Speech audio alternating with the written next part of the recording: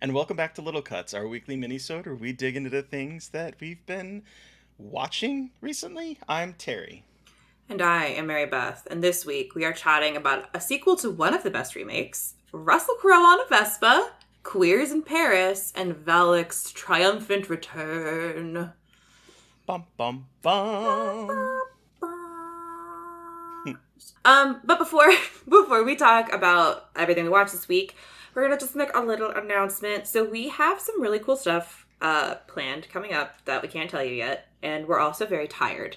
And with those two things in mind, we are going to take a couple weeks off, a couple weeks hiatus, as we get prepared for some cool stuff and give ourselves a little bit of a rest. It's spooky season. I just got back from making a movie. Things are crazy, and we just need a little bit a reset time before the rest of the year.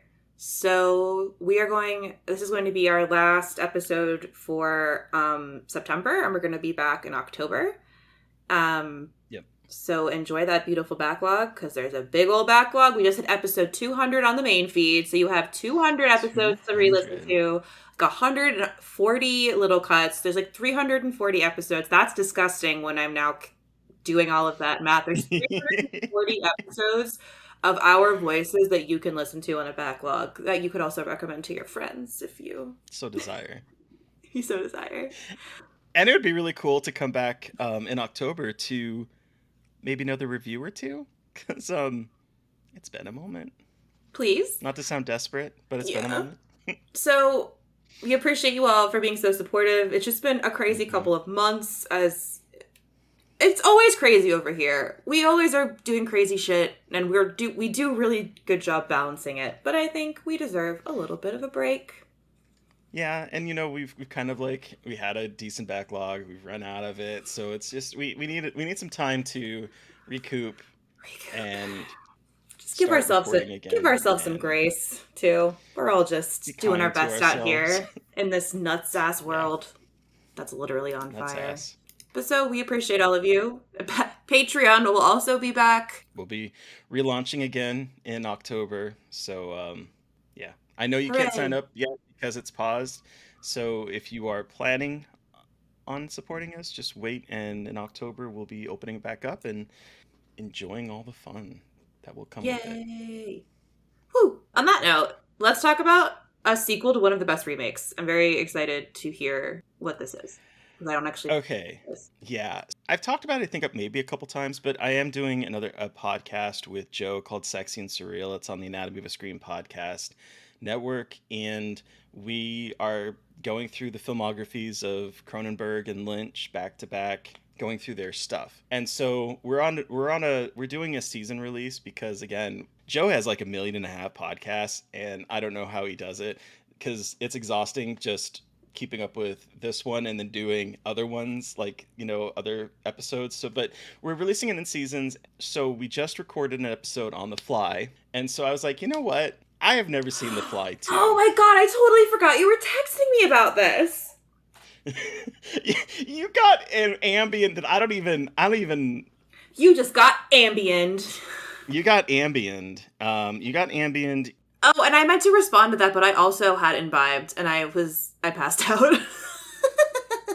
I don't exactly remember what I wrote. I don't even know if it made any sense. Thought, as I'm watching The Fly 2, this is like when Musk took over Twitter and made it feel cheap and terrible. Okay. Followed by me asking you about puppy play. So, really awesome. We have an incredible, our text conversation's incredible. But anyway, Fly 2.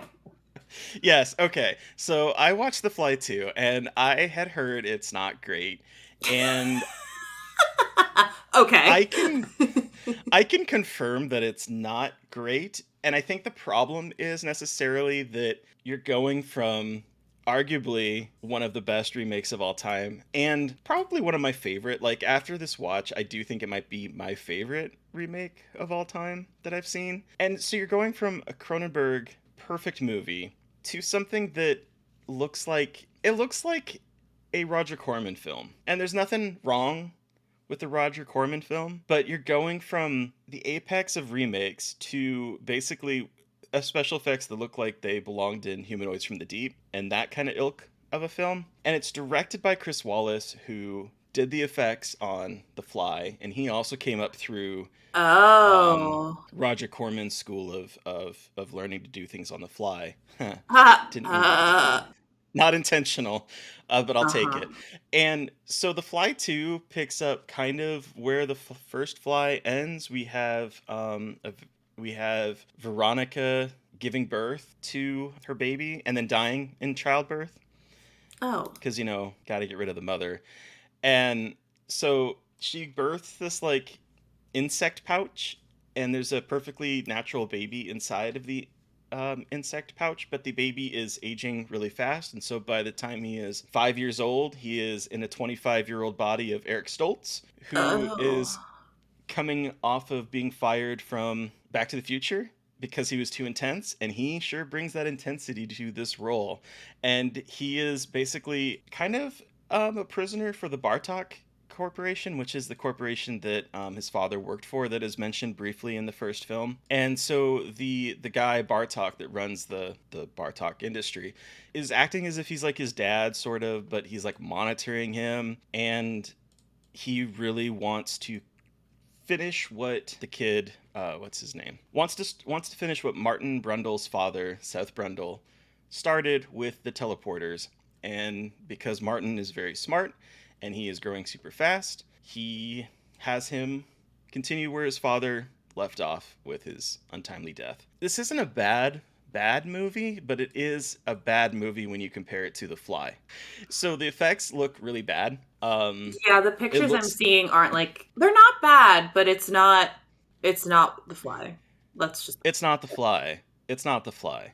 no. And I think that if this was like not a Fly movie, if it was just like some, random 1980s B movie creature feature, Yeah. people would be a little bit more forgiving to it, because it's not a terrible film.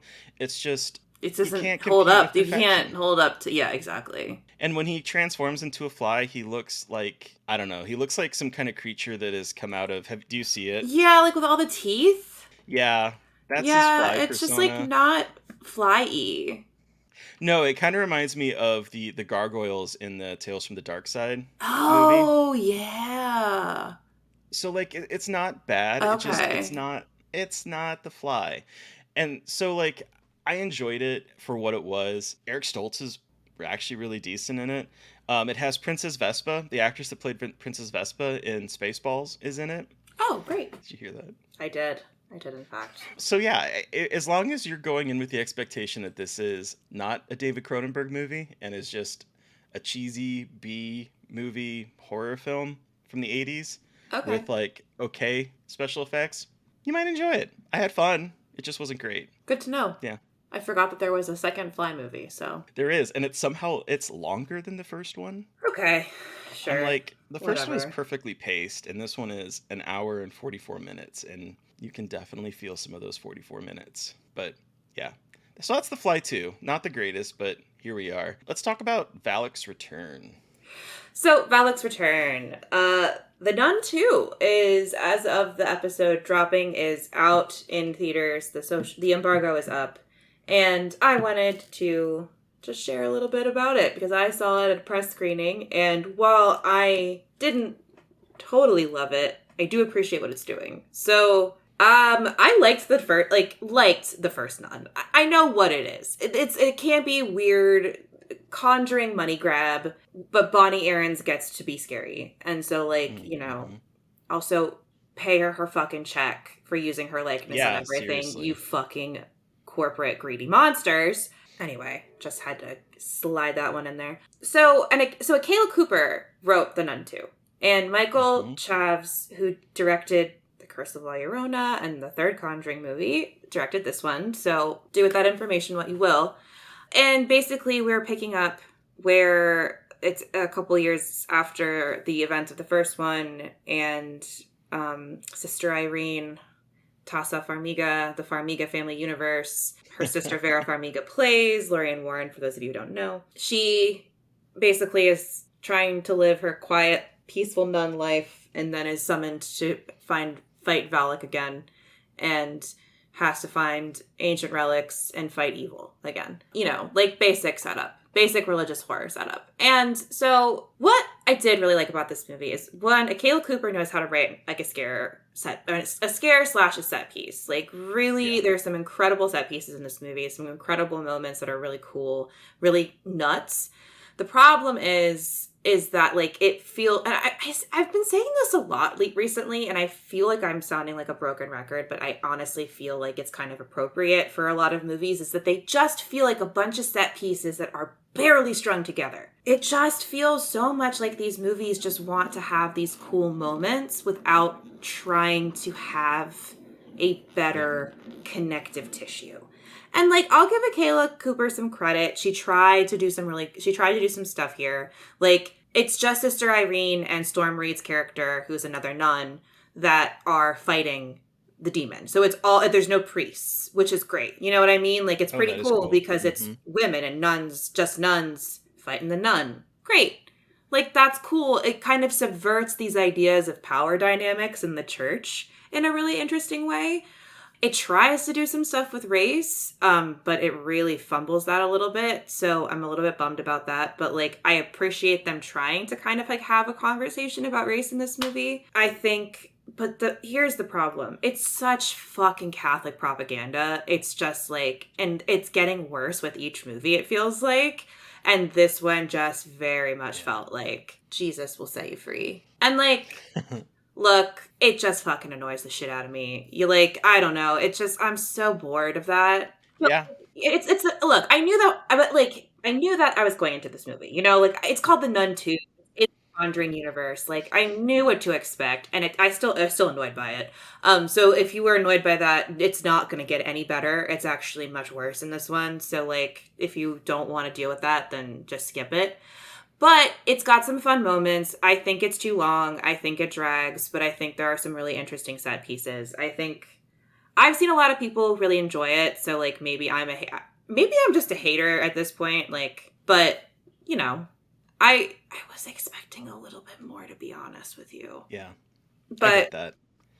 like they expanded the scope a lot more, which I appreciate, and like I saw what they were trying to do. I just I don't know. I don't know. Yeah, I mean, I wanted to really like the first film. I liked the atmosphere. I liked the location. I loved the kind of hammer horror throws that it does. I found it kind of boring. Then you'll find this one boring too, I think. Yeah.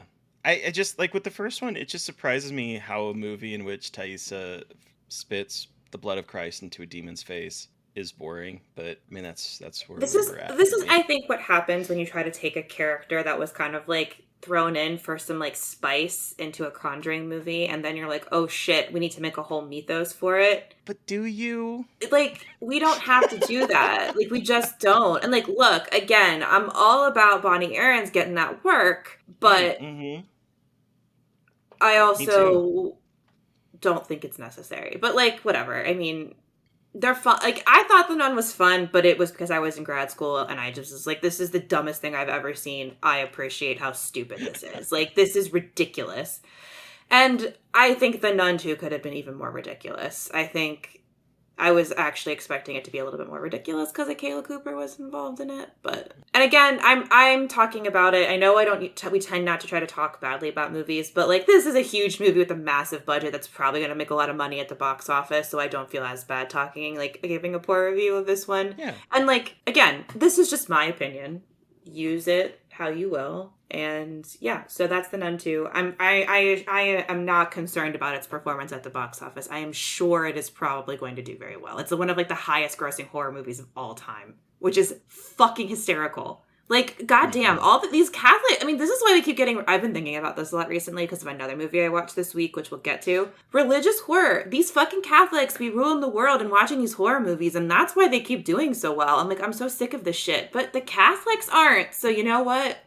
Praise be, I Well, guess. I don't know. well, and I do think that now is like the time for religious horror because I feel as if our country is going back to like the 80s in which satanic Oh panic was yeah. like a thing. And so it makes sense to me that all of a sudden there's religious horror everywhere and it's doing well because again, we are having people basically calling queer people in league with Satan, which Yeah. hail Satan. But like I feel as if like we are going to be seeing a lot of religious horror because of the way things are right now. What I would fart? not be surprised. Yeah, What same.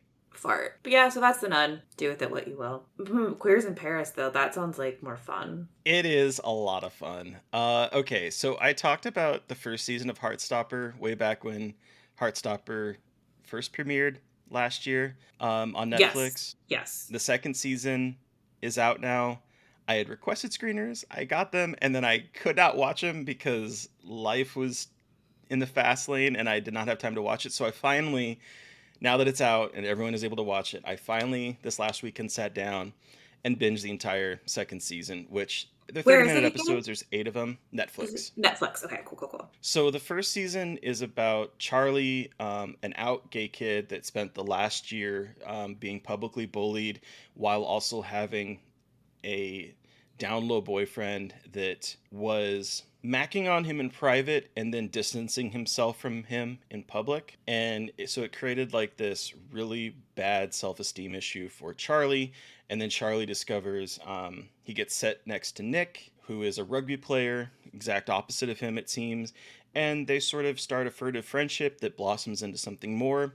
And the first season is sort of about them kind of Charlie navigating the fact that he just left one guy that was kind of actually kind of sexually assaults him in a very TV-14 way, kisses him like when he's not asking for it. So it's not like we're not talking about like rape or anything, but we are talking about We're he is still, putting himself yeah. on him and he is like, I no, I don't want this, and he is so we have that as well as the kid is on the down low and is rude to Charlie in public, and now he has this other new kind of secret boyfriend who is not out, who's trying to figure out his own sexuality as well. And so that's the first season. And in the second season, I'm not going to really dig into too much spoilers, but the second season is really about Nick, the rugby players, coming out as bi and trying to navigate the uncomfortable feelings of having to come out to everyone constantly while also like fearful that things are going to change when you do. And so the second season is sort of about their relationship going to the next step,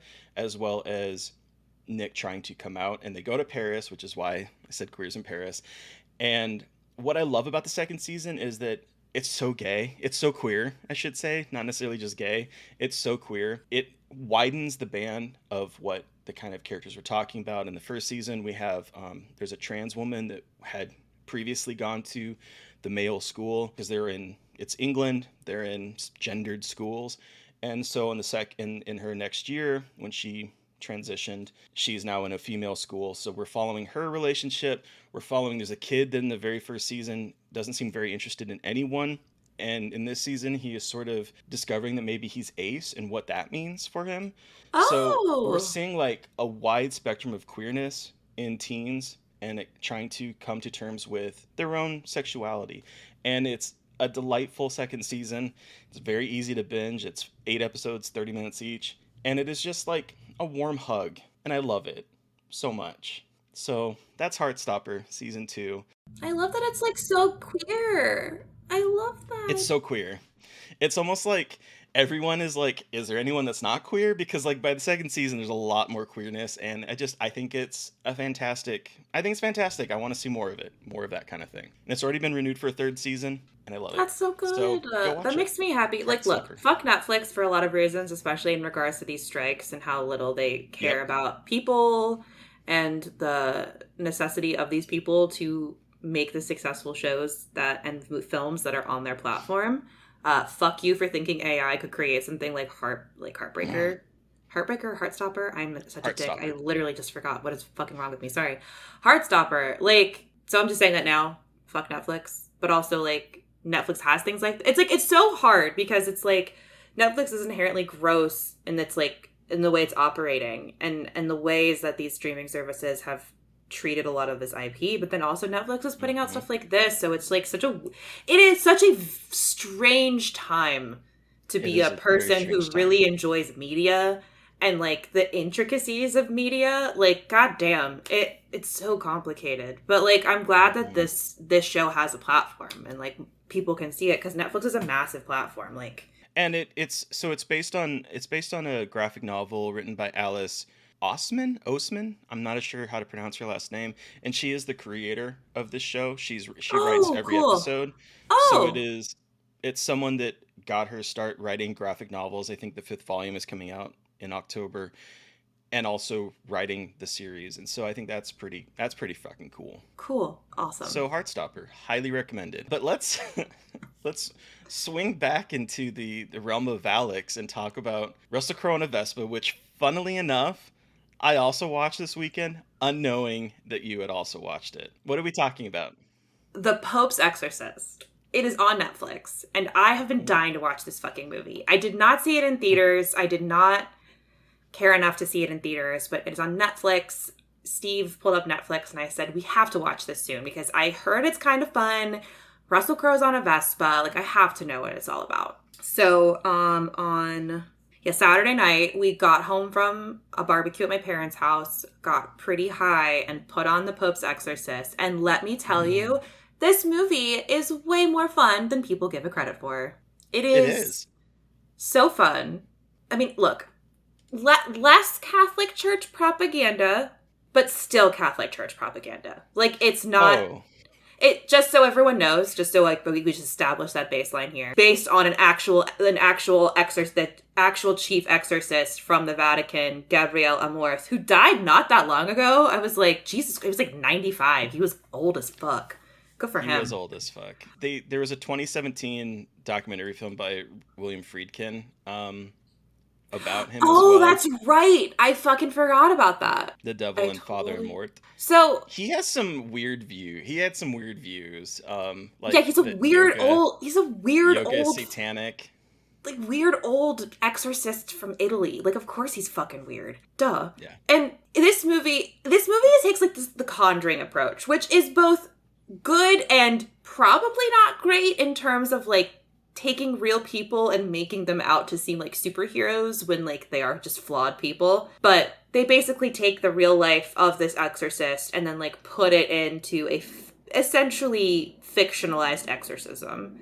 And Russell Crowe is fucking killing it in this role. He is just like He is having the best time hamming it up yes. as this Italian exorcist who's just like kind of weird, woo-hoo, and like rides on a Vespa with red socks and is like always he's like drunk half the time and he's just like super eccentric and weird. And Russell Crowe His is just like accent veers into Romanian at a couple times. oh, Like it accent's is. insane. English and Italian, who knows what accent we're doing. But like he is just like living his best life in this movie. Hmm. And I love that for him. Alex Esso, who was in Starry Eyes, is the mom in this movie. Love that she's getting big roles in movies like this. And that's like yeah. She was also in Midnight. It's funny you say Starry Eyes. I've never seen Starry Eyes, but she was in Midnight Mass, like Flanagan's work as Oh, well. she is. That's right. I always forget. She was Wendy Torrance in Doctor Sleep. That's right. I Um, forgot that she was. So she's been on a lot of stuff, and I'm just a liar. I just am not used to Trim seeing her in a lot of Season. stuff. Oh, she's so good in Trim Season. Everyone's seen Trim Season when that comes out. But basically, he goes to Spain, where this family has moved into an old abbey that their father inherited. And again, this movie is like camp. Like, it's so ridiculous. Like, everything about this movie is like makes no sense. So like, don't ask questions. But he Directed by goes. the guy that did Overlord. So if you want to like understand like the campy kind of feeling of the movie. And he goes to the kid. She's this mom and her two kids move to Spain. They're American. They move to Spain. The dad has died. They move into this abbey that they're going to replace. But the little kid gets possessed by a terrifying demon voiced by Ralph Ineson, which is incredible. And he must come to Spain to rid the home of this evil and then also discover how ancient, scary evil this thing is. You know, like, again, it's very much follows the usual like religious horror exorcism movie tropes, but the thing that's so fun is one, it can't be a shit, and two, Russell Crowe is just chewing up the scenery like nobody's business. So like it's fun. It feels a little It's bit very fun. different because he's having so much fun and it's not taking itself super seriously. Religious horror takes itself so seriously, and this movie is not for the most part, and I respect the hell out of that. He even gets like an Indiana Jones moment Oh my god, yes, he excavating. does! I was like, like if I was thinking in my head before you wrote down him on a Vespa. I was thinking like The Conjuring meets Indiana Jones, because that is what some of this movie feels like in terms of the character and digging into the Yes. old abbey and like Yeah, discovering ancient secrets. Like it reminded me of Indiana Jones, and I really adored that. I I did will too. say I will say that I was in for quite a surprise when I watched this movie, because I literally knew nothing about it except that people said it's a lot of fun and campy, and that it's called The Pope's Exorcist. I literally thought the Pope was going to be doing an exorcism of someone was going to be doing an exorcism of the Pope is what I thought this movie was about. And so when it has nothing to do with that, I was like, what is this movie? Because I really thought Russell Crowe was going to be performing an exorcism on the Pope based on the No, name, because that's all I knew. yeah, unfortunately, no. Maybe that'll be in the sequel. Maybe. But yeah, I had a lot of fun with this movie. It's definitely silly, but like it knows it's silly, which I appreciate. Yeah. It's not trying to be like it's still that Catholic Church propaganda, but it's not the super self-serious Catholic Church propaganda. It's still propaganda, but that'll give you Hmm. an idea of what to expect. God still That's fair. prevails, but you know, that's fine, Of course he I does. guess. But yeah, so it's if you have Netflix and you've been wondering if it's worth watching, it definitely is. It's fun. It's a good time. It's worth a night of entertainment for It sure. is worth. Yeah. Oh yeah. Why am I watching so much religion? Vespa. There's just too much fucking religious horror. Ugh. On that note, like we said at the beginning, this is our last episode for a couple weeks. Both Little Cuts and Main Feed. We'll still be on Twitter. We'll still be everywhere you can find us. We're just going to be putting together that backlog and giving ourselves a little bit of a break while also just trying to get everything prepped for some really cool stuff coming up in October. So get fucking pumped, everybody. Oh, and maybe go pre-order the Ginger Snaps trilogy of films from Second Sight, Yeah! Do it! because we have a an audio commentary on the first Ginger Snaps in there. So maybe go check that out. Audio commentary, It's our goddesses. third one, right? Our third one, Paranormal Activity, Attack of the Demons, and now Ginger Snaps. It's Hmm. neat. It's It's fun. it's I worth don't know it. if anyone actually ever listens to them, but I like to. I don't either. I don't. It's like, here's the thing. Part of me doesn't want them to because I just like am inherently embarrassed by the sound of Uh my own huh. voice, and but I just like the idea that's there. You know, just like the comfort. Yeah. It feels pretty cool, It even does feel though, cool. yeah, I don't know if people are actually listening to it, and I get, like you said, I don't know if I necessarily want people to listen It's to like it. I don't really want to know, honestly. Like I don't need to know if you, but I'm glad it's there. Me too. But y'all, you've heard from us. We want to hear from you. Did you watch anything that we watched this week and have some thoughts? Is there do you have any suggestions for guests you want to see on the show in the future, of movies Mm. you want us to see us cover? You can send us an email at scarredforlifepodcast@gmail.com, or you can reach out directly to us on Twitter. I am at MB McAndrews. And I'm a Gaily Dreadful, although I've been spending more time on Blue Sky than I am on Twitter. So you can follow me there as well. And of course, you can follow the podcast on Twitter at Scarred Podcast. We are also on Blue Sky at Scarred for Life Podcast, and also at Scarred for Life Podcast on Instagram if you want to follow us on those platforms as well. And don't forget to review, rate, and subscribe. If you're listening to this on release, you really can't help support us through Patreon because it's paused for right now. But when we're back in October, please do help support us. That means a ton. It Thank you. does. Thank you. And thank you to Eric Power for our artwork. Thank you to Sean Keller for our music. And thank you to each and every one of you for listening. Please stay safe out there, but most importantly, stay creepy.